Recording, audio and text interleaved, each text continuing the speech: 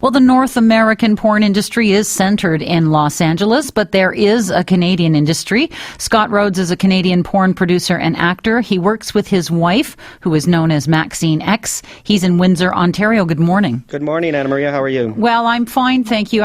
Before I ask you about the use of condoms in this whole issue, we don't hear a lot about the porn industry in Canada. Can you give us an idea of its scope? Well, the porn industry is a tiny fraction of what it is in Los Angeles here in Canada, especially in Ontario. And how did you get into this business? Well, my wife and I were just experimenting personally, and I was in corporate video at the time, and we just combined forces and created a production company. And how busy is that company? We're doing very, very well, considering nothing like they do at Wicked or Vivid or those sorts of things, but we've been full-time now for over 6 years. Well, we've heard about the debate over condom use. We've heard some of that debate over condom use in the States just now. What sort of regulations are there in Canada for the porn industry?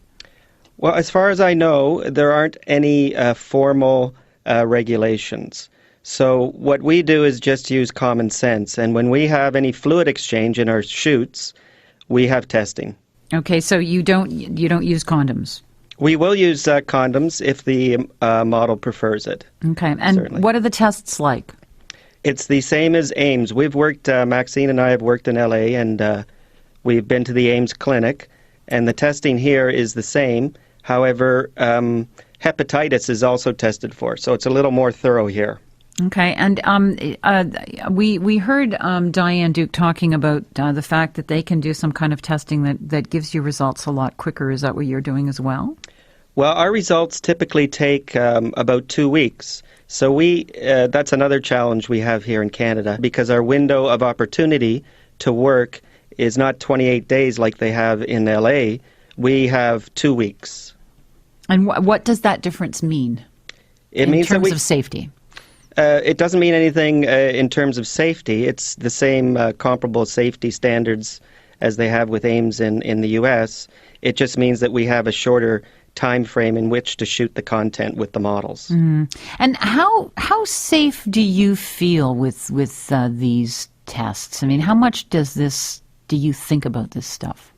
Well, you think about it, but we feel relatively safe. But in any endeavor in life, particularly this one, there are risks involved, and we're willing to take those risks, much like a hockey player is willing to take a risk when he steps on the ice. Okay, now you're producing and directing as well as acting, right? Correct. And so what percentage of your time is spent acting versus producing, directing? Probably 50-50 at the moment. Okay. How would you respond if one of your actors wanted to wear a condom? We allow it. If they want a condom, we've already hired them. We've already considered them somebody we want to work with, and vice versa. If they prefer a condom, that's fine. And would you show that? I mean, how would you? We show it. Yeah. Mm-hmm. It doesn't. We heard as well Diane Duke talking about how that can affect the popularity of a movie. Oh, definitely. Yeah.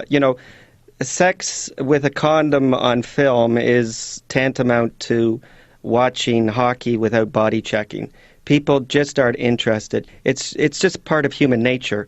That little bit of danger, that little bit of extreme is part of what fascinates people.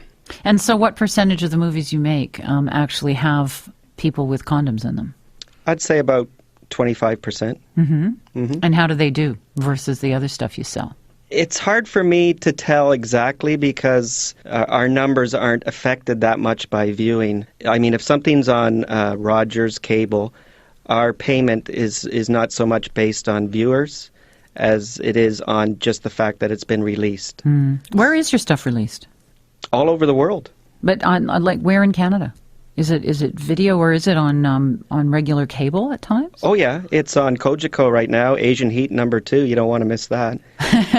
Okay, but I mean, there are different levels then, obviously, of the work you're doing. Of course, yes. Our most popular work is fetish work, and one of the reasons we got into the fetish, not only do we like that, but it's also, ironically, much more safe because there's no fluid exchange at all anyway. So if an actor demands to wear a condom, are you less likely to hire that person? Well, to be honest, all else being equal, and if we only have one shoot to do, then we would have to take the one without the condom. But generally, we haven't had to say no if somebody wants to. Is that clear to you when you hire somebody, or does that come is that an issue that is sort of brought up as the shoot is underway? Oh, these sorts of things are discussed well ahead of time. Limits and preferences and that sort of thing. We're very, very careful to work within the model's limits. Scott Rhodes, thanks for your thoughts. Thank you very much, Anna Maria. Bye-bye. Bye now. Scott Rhodes is a pornography actor and producer in Windsor, Ontario. Well, that is it for this podcast today. If you have any thoughts you'd like to add to this discussion or anything you hear on The Current, drop us a line. Go to our website, cbc.ca/The Current, and click on Contact Us. Or you can call us on our feedback line, toll free, 1-877-287-7366.